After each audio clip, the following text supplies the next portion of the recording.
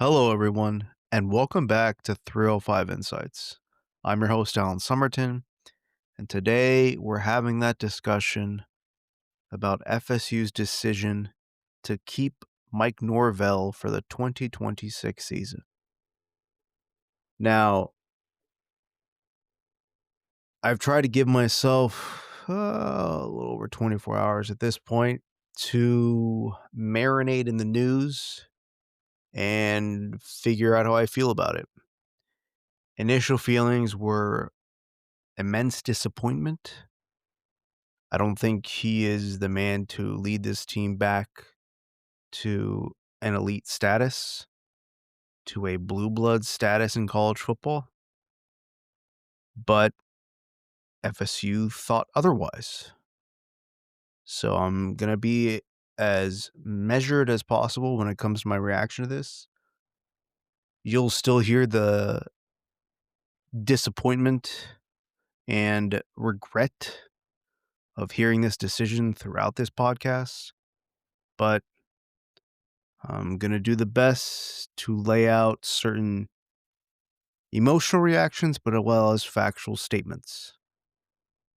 So we're definitely going to start off with the emotional part and then transition into the factual information that can't be denied as to why Mike Norvell is not the man to lead this team. Now, first and foremost, my initial beef resides with the administration, FSU in general. They just straight up lied to the fan base after the Stanford embarrassment weeks ago, where they said they will conduct a, quote, comprehensive assessment of the football program will be completed at season's end, end quote.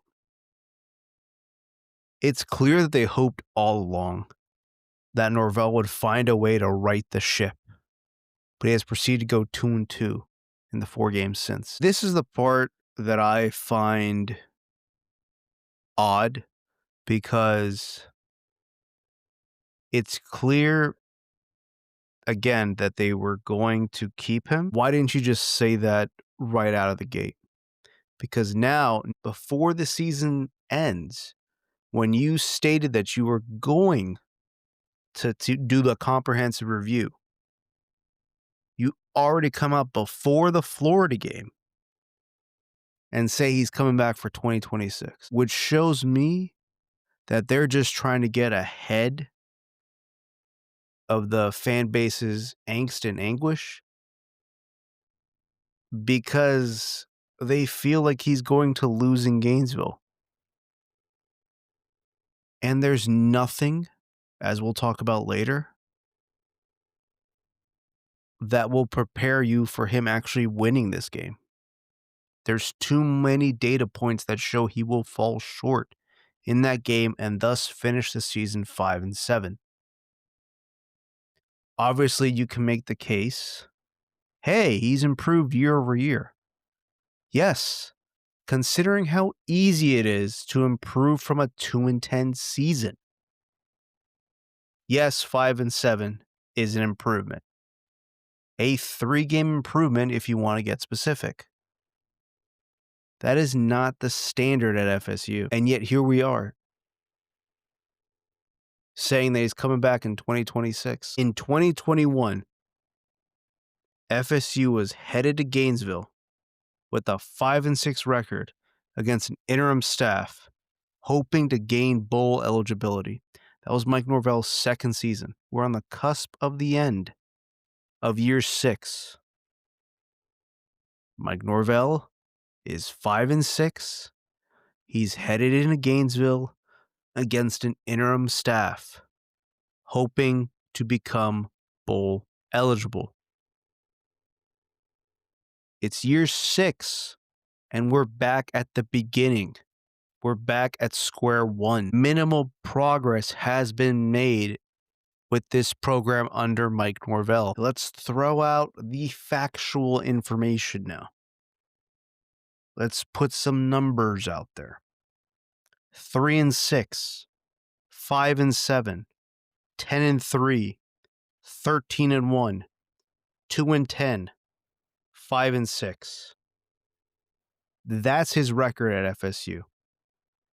He is 38-33 overall, and he's 22-26 in the ACC. So what seems more likely following this set of data points? What seems more likely in the future? Great season or losing season? Matter of fact, let's not even put great. Let's just say a good season or a losing season. I just can't understand how this administration thinks that it is better to keep him here instead of paying off the $54+ million that it will take to buy him out and start fresh. You had a coach who has been successful in a far superior conference than yours, in James Franklin, who wanted to be here, and you passed on it, and you let him go to a conference rival, in all likelihood to help that rival rebuild. And again, I know James Franklin isn't the flashiest hire, but it still shows how desirable, despite everything Mike Norvell has done to damage the brand, it still shows how desirable this job is. James Franklin said he wanted to win championships. He knew the pathway to do that would be at Florida State. Florida State is arguably the easiest job of the big three in Florida to win a national championship. You're still in the state of Florida. You have the appeal throughout Florida, from South Florida all the way to Pensacola. On top of that, you can dip into the southern states as well. Close proximity to Georgia. You took Cam Akers, who was the #1 player out of Mississippi. It's a national brand. You've taken kids out of South Florida. You've taken kids out of Central Florida. You've taken kids out of North Florida. You've taken kids from Cali. Taking kids from the DMV area. Remember, I believe Josh Sweat was from the DMV area when he was the #1 recruit before he destroyed his knee and still came to FSU. The man doesn't care about high school recruiting. We've hammered that nail multiple times in this podcast. After that brief successful stretch they had where he went 10-3 and 13-1, he still could not obtain a top 10 recruiting class. Meanwhile, after Mario Cristobal finished 5-7 in his first year at UM, he proceeded to bring in a top, I believe, 5 recruiting class. I don't know if that's based off a composite or just 247 rankings, but he was for sure in the top 7. Coming off a 5-7 season, you could not recruit him, finishing 13-1. The statement from the school speaks of, quote, doing everything properly to retain elite players, add critical pieces, and sustain long-term success. Another quote says, we will address performance deficiencies in the program. These deficiencies may include structural changes to the very large and complex program FSU football has become. And these areas are where we will focus and invest. Folks, again, reminder, it is year 6. And now they realize, oh my God, we have to recruit high school at an elite level. We have to increase our scouting department. We have to focus on development. And then you retain. They finally realized, oh wow, it's cheaper to go out and get elite high school talent, build and nurture a relationship with them, and pay them as they go, as opposed to trying to pay a significant amount of money to get a new quarterback every year, to get a new running back every year, to get a new wide receiver core every year, to get a new offensive line every year, to get a new defense. You know how it goes from here. The standard is gone. Folks, when I talk about the standard, again, it's a bygone era, right? We always reference Nebraska in here and how they used to be one of the most consistent programs in the history of college football. And now they're finally starting getting back to their winning ways with Matt Rule. And by winning ways, I mean literally being a 7-5 team or having 7 wins instead of 6 or below. Or being bowl eligible, period. Bobby Bowden came along and built this program up into a blue blood. 14 straight finishes in the AP top 5.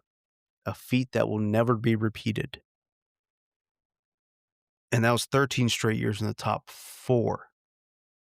The only reason that record says it's 14 in the top 5 is because in the 14th year they finished 5. Every other year they finish in the top 4. Jimbo Fisher replaces him and wins multiple ACC championships and a national championship. Decades upon decades of being at the top of college football consistently. You hire Willie Taggart. You let him go less than 2 years later. You bring in Mike Norvell. And you sign him to an extension after you thought that Alabama was going to make him their head coach. Las Vegas odds. A lot of insiders thought that he was a top candidate for the job. But many people say that Kalen DeBoer was option number 1 for Bama. And they were going to push as hard as they could to get him. Now, who knows if DeBoer said no, where Norvell was on that list. At the time, he was a hot commodity. But it's clear that was fool's gold.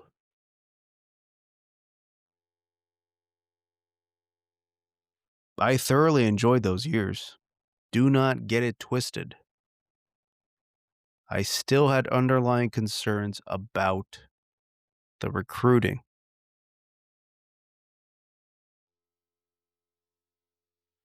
And literally after he signs this extension, the 8-year extension where he's going to get over $10 million a year, he has gone 3-13 in the ACC in the past 2 years. He went 1-7 in 2024, and the only reason why he had that 1 is because Cal couldn't decide to go for touchdowns instead of missing field goals. That's the only reason why he didn't have a donut in 2024, and that's the reason why he finished with 2 wins instead of 1. And this year, he doubled the output by going 2-6. Do you know how long it took Bobby Bowden to lose his 7th game in the ACC? 13 years. Jimbo Fisher lost 11 in his first 7 years. Mike Norvell went over 400 days. He went over a calendar year in between ACC wins.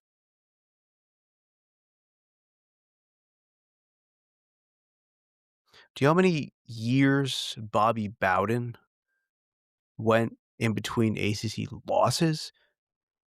The same thing with Jimbo Fisher.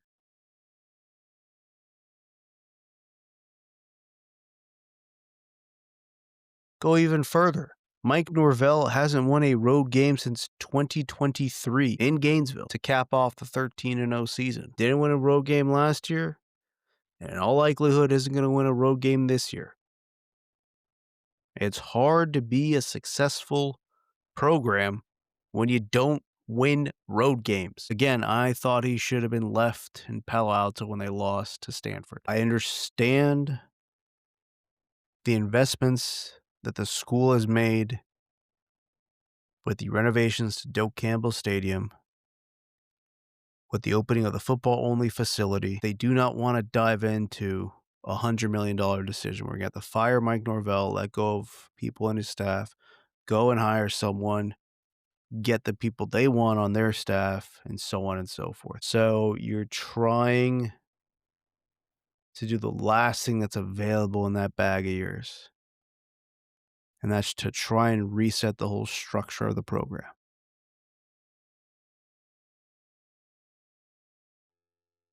You got to get a new GM in, even though Norvell bought the previous one. In all likelihood, you're probably going to have to get another offensive coordinator, because all signs are pointing to Gus Malzahn not coming back next year. And I don't think you're going to get play calling duties back to Mike. We'll see if UCLA is still interested in Tony White. If not, you got to keep Tony White for another year. This is a man who I distinctly remember in 2019 when he was hired. He spoke very highly about how he believed special teams was the most important aspect of a program, because it shows how disciplined and how clean of a football team you were if you had a great special teams. And special teams is what blew the game against NC State this past weekend. That should have been the final nail in the coffin. At this point, there was people in the fan base who were seriously hoping that Jimbo Fisher would come back, and they were justifying it by saying that Texas A&M is paying him $7 million a year until 2031 or 33, something like that, and that you would have to pay him a significantly cheaper amount of money. He could hit the ground running and start recruiting. He's made it very well known he wants to start coaching again. Obviously, that was unlikely because he upset a lot of boosters in the way, probably big money boosters, in the way he left FSU. Could have got a young, up-and-coming coach, maybe like Alex Golish. You know, I don't know if you want to dip in the G5 again because of your experience with Mike Norvell, because when Mike Norvell was hired, he was considered a young and up-and-coming, hotshot, offensive-minded coach. It's clear that FSU did not want to pay the money, and they did not want to be a player in this year's coaching carousel, where you would have to go up against Penn State, Florida, LSU, just to name a few. And if you've heard the rumors about Lane Kiffin and how much money he can demand from LSU, who said they're willing to pay him $98 million and guarantee a roster that could be worth up to $25 million with NIL, which, by the way, exceeds the salary cap. And FSU is one of the few programs, Michael Alford, the athletic director, is one of the few people who believes the cap is real and enforceable. And he's trying to get people around college football to believe it to be so. And it's clear that a lot of teams are operating under the assumption that it's not a real cap. So on one hand, you're saying that you're going to invest more money in NIL to acquire and retain elite talent. Yet your AD is saying that he believes that there's going to be a hard cap. So which one is it? And by the way, show me an elite talent that Mike Norvell has recruited here. From a high school level. Again, we've talked about this before. He's had 2 recruits that he's recruited from high school and developed into NFL draft prospects. And that was Azaria Thomas and Joshua Farmer. And neither of them went in the first 2 rounds of the NFL draft. You got legacy kids who don't want to come here to FSU. You thought you had Jay Timmons for a bit, the son of Lawrence Timmons, one of the top cornerbacks in the country to come out of Pennsylvania. You flip him from Indiana. And then a few weeks ago, Ohio State decides, you know what? We like this kid. We're going to get involved in his recruiting. He flips a week or 2 later after Ohio State makes it known that they're interested in him. And he goes for an official visit, and he's gone. We've already talked about ad nauseum about Travis Hunter, Kaderick Falk, Jeremiah Smith, who they believe was a silent commit to them. That's what the coaching staff at the time will tell you. Meanwhile, there's been reports that Jeremiah Smith had 2 hats or 2 jerseys, whatever, in his bag, and they were UM and Ohio State. You were put in a body bag with Armando Blunt where you thought you flipped him from UM. And then Cristobal and company said, "We're not losing this kid," and they went out of their way to go recruit him back into the fold at UM. And there's an infamous story about the coaching staff going on a visit trying to go see him, and they didn't even answer the door. And then a few days before signing day, Armando's mother tweets out a thank you to Mario Cristobal and that her son's recruitment is shut down. This is the type of coaching staff that we're dealing with in terms of high school recruiting. As soon as an elite recruiter like a Ryan Day led Ohio State, like a Kirby Smart led Georgia, flipping KJ Bolden from you on National Signing Day, 5-star safety, like a Mario Cristobal. What ammunition do these guys have against these programs, against these recruiters, especially now where you think you're giving a vote of confidence and continuity to this program is a good thing? There's a lot of people in this fan base who say they don't want to do season tickets anymore. They don't want to donate. I'm sure they aren't all heavy hitters, but in the era of NIL, it still counts. I was really preparing for the news and trying to figure out what would be my coaching hot board, how they would go about it. I did not expect them to retain him, despite all the money owed to him. Now, it could be that the power brokers in the FSU booster club don't trust Michael Alford to make the hire. They don't want to keep throwing money at the problem if they don't believe there's someone at the helm who's willing to make the tough decisions and then after that can make the right decisions. That could be another deciding factor. But again, it's taken 6 years for everybody to be on the same page in terms of getting high school recruiting up and running, in terms of focusing on development, increasing scouting aspects to try and find the right guys that fit this program. The most concerning part about all this is you want to invest in all this and make wholesale changes to how the football program functions from a GM down. Yet you're not going to see the fruits of these labors for years. Even if some of these guys hit, you're really not going to see how this helps in 2026 because how many of these true freshmen are going to be playing next year? So is this a multi-year process that you're giving Mike Norvell? That's what we're saying when the standard is eroding.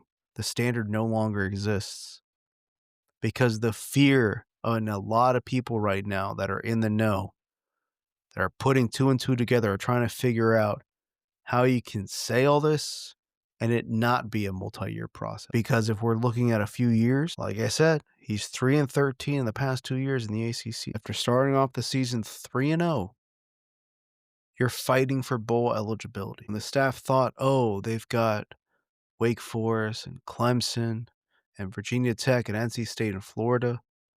We will be bowl eligible. You scored 11 points against NC State when they're giving up 31.6 on the season, when they're giving up almost 37 in conference play or 38 in conference play. And you had 3 points going into the fourth quarter. Now you can point at certain metrics. Yes, the offense gains a lot of yards. They're 18th, I think, in the nation in yards per game. Their defense is in the top 40, I believe.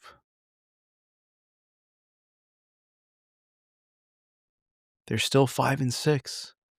You can outgain your opponent all you want. We've talked about this throughout the year. If you don't score points, it doesn't matter. I think they've outgained everybody but one on this schedule. You're still 5-6. And this makes you wonder, again, if Gus Malzahn's leaving, what are you going to do on the offensive side of the ball? Are you going to bring back Tommy? Or are you going to find a quarterback who can actually throw? And you have to trust Mike Norvell to do that? This is the same guy who brought in DJ Ungulale. This is the same guy who brought in Milton McKenzie or Mackenzie Milton. Something along the lines of that. You pretend to rewrite history and say you hitched your wagon to Jordan Travis when you did a lot in your power to not start him before he finally forced your hand. And you had a winning record with him starting as a QB. And when he's not your QB, you're really, really not that good as a coach. Norvell thought he could continue to build the program by supplementing heavily in the transfer portal. That was a market inefficiency that has now been corrected. You can still get certain people in the transfer portal, but you have seen clearly the level of talent that enters is not as good as it once was. Because teams are more focused on retaining talent. We've said that before, we'll say it again on this program. Where does FSU go from here?